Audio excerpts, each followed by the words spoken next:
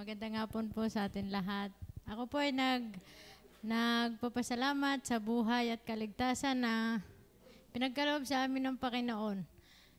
Ang amin pong buhay mag-anak ay hindi lang ho isang beses pinagkaloob ng Panginoon kasi marami hong mga bagyo na dumaan sa amin, pero salamat ho at patuloy kaming iniligtas, iningatan ng Panginoon, bagamat noong panahong na iyon ay kami ay unbeliever pa po.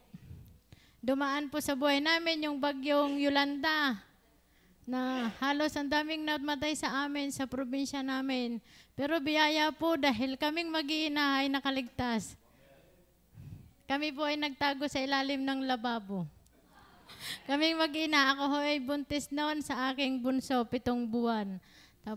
Kaya sabi ko sa Panginoon, salamat po na kami ay patuloy na kanyang inililigtas, hindi sa mga kalamitiman ng buhay, sa mga pagsubok at lalo't higit sa kaligtasan ng, lalo na sa aking anak na lalaki, nasa na yun.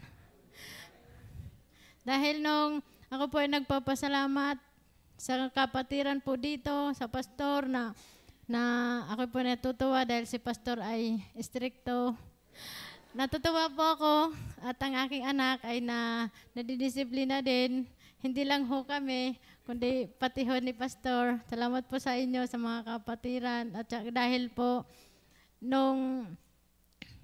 bago pa lang po kami dito, pastor, nagsisimba, ang akin pong anak ay napasama na sa mga unbeliever na may mga bisyo. Bagamat hindi siya nagbibisyo, kumbaga, napapasama na siya. Ako'y natatakot na kasi pag naumpisahan na yon, tuloy-tuloy na. Tapos mahihirapan na akong kabigin siya.